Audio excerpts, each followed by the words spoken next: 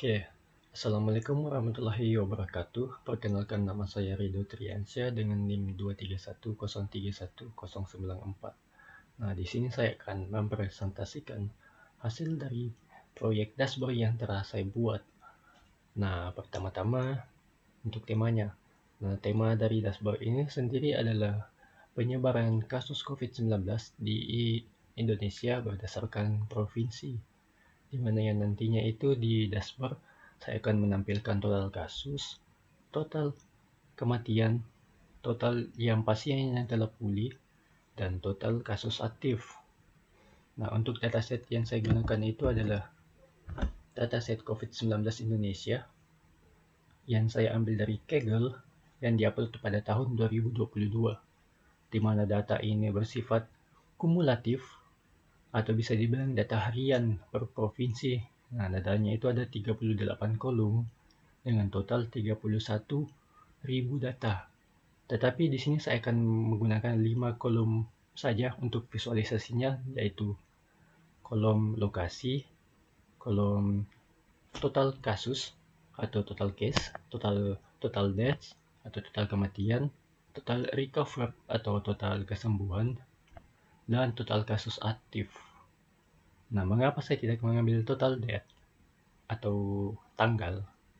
Nah, saya tidak mengambilnya ini karena saya lihat pada data di atas karena data dari tanggal tersebut hanya menampilkan di 15 ribuan data, sedangkan yang lainnya itu tidak memiliki tanggal. Nah, kita langsung saja ke KPI yang saya buat. Nah, di sini saya membuat 4 KPI. Nah, masing-masing dari KPI itu mentotalkan dari semua provinsi menjadi satu. Jadi saya mengambil dari pertama itu KPI total kasus, di mana nantinya akan menampilkan total dari kasus yang berada di Indonesia, total kematian, total kesembuhan, dan total kasus aktif per tahun 2022. Nah, untuk selanjutnya itu visualisasi yang saya buat. Nah, di sini saya membuat 4 visualisasi. Pertama itu ada KPI, ada map chart, ada juga horizontal bar chart, dan ada juga tree map. Nah, pertama itu KPI kan tadi saya sudah jelaskan. Nah, yang kedua itu map. Nah, kenapa saya pilih map chart? Map chart itu bisa dibilang berguna karena ini kan karena dataset yang saya gunakan ini kan adalah dataset per provinsi, yang tipenya itu per provinsi. Jadi map chart itu bagus lah, bisa dibilang untuk menampilkan penyebaran COVID-19 berdasarkan provinsi. Nah, yang kedua itu ada horizontal bar chart.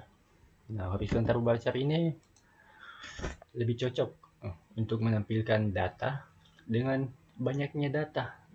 Kalau provinsi di Indonesia itu ada 34. Nah, jadi saya mengambil horizontal bar chart ya, untuk visualisasi. Kenapa tidak vertikal? Vertikal itu tidak cocok ketika datanya itu banyak. Jadi lebih bagus itu menggunakan horizontal bar chart. Nah, ada juga itu tree map. Tree map ini bisa dibilang subjektif lah.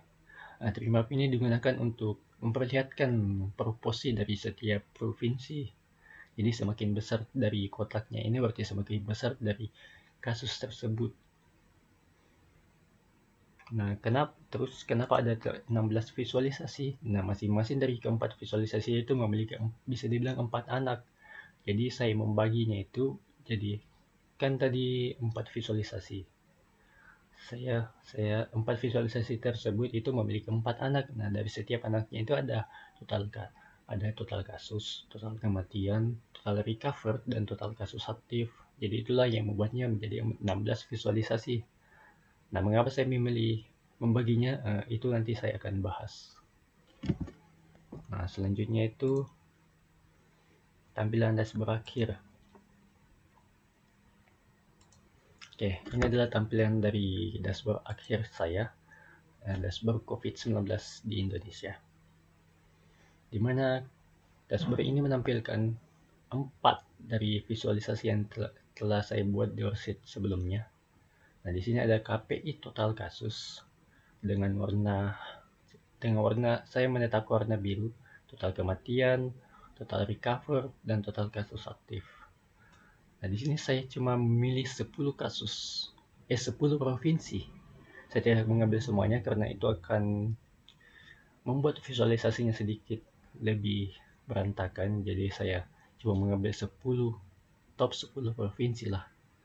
Nah, di sini juga ada map dan peta dari Indonesia. Nah, untuk filternya itu sendiri saya dapat memfilter melalui indikator. Nah, untuk filternya itu saya membuatnya menggunakan parameter. Nah, di mana parameternya itu akan berisikan total kasus, total kematian, total recover, dan total kasus aktif. Nah, di sini saya membuatnya juga menggunakan dynamic zone visibility atau bisa dibilang sheet swapping. Ya, itulah alasan tadi saya membuat 16 sheet. Nah, karena setiap indikator dari keempat ini akan merubah dari visualisasi dan warna tersebut.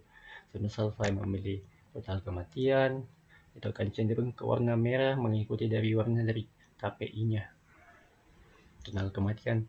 Nah, di sini juga kita sebelumnya itu saya ingin membahas dari isi dari dashboard ini.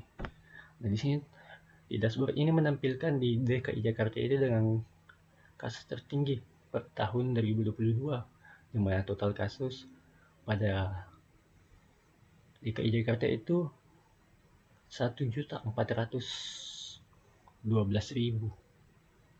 disusul dengan Jawa Barat dan Jawa Tengah.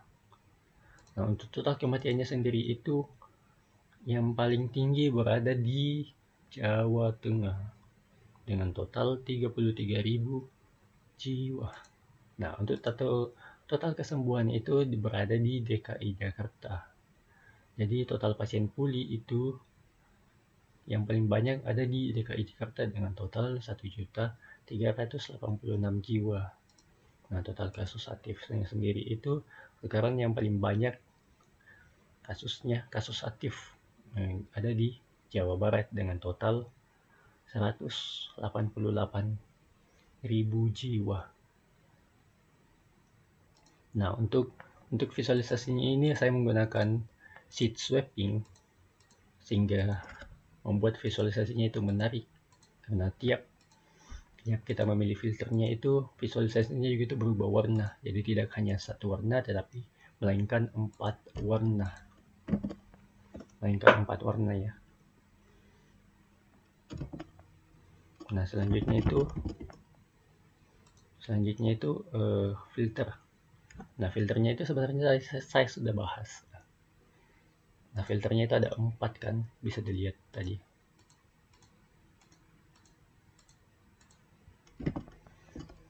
Nah, insight-nya. Kita lanjut ke bagian insight. Nah, insight yang bisa kita ambil di sini, DKI Jakarta itu merupakan provinsi dengan jumlah kasus COVID-19 tertinggi di Indonesia, diikuti dengan Jawa Barat dan Jawa Tengah. Nah, hal ini menunjukkan bahwa wilayah dengan populasi tertinggi di Indonesia itu kan berada di Jawa. Jadi wilayah dengan populasi tertinggi itu cenderung memiliki kasus COVID tertinggi di Indonesia. Karena DKI Jakarta itu berada di Pulau Jawa, itu kan wilayah dengan populasi yang banyak di Indonesia lah. Jadi COVID-19 itu cenderung tinggi di bagian populasi yang banyak. Nah, yang kedua itu penyebaran kasus COVID Indonesia lebih banyak terkonsentrasi pada provinsi dengan jumlah penduduk yang besar.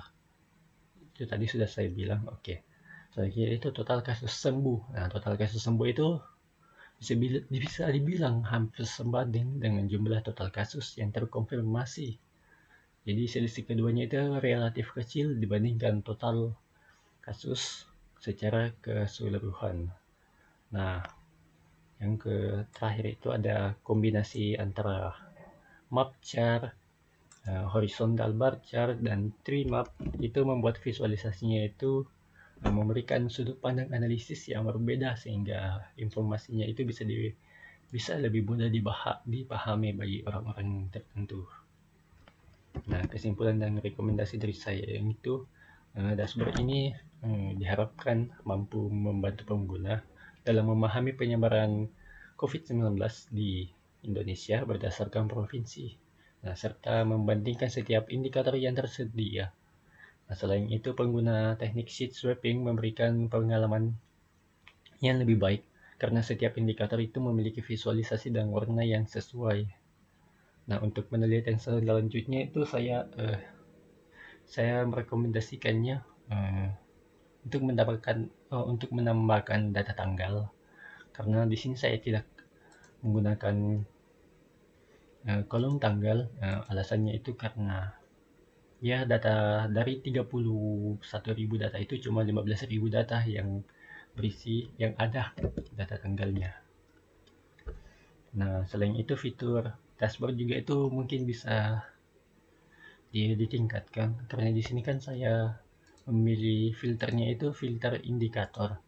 Jadi bukan filter yang, atau bisa dibilang yang site apalagi ya. Sampai itu lupa lagi namanya. Nah, serta yang visualisasinya itu mungkin bisa ditambahkan. Nah, mungkin itu saja yang bisa saya presentasikan di WAS Analitik ini. Lebih dan kurangnya mohon dimaafkan. Wabillahi taufiq wal hidayah. Wassalamualaikum warahmatullahi wabarakatuh.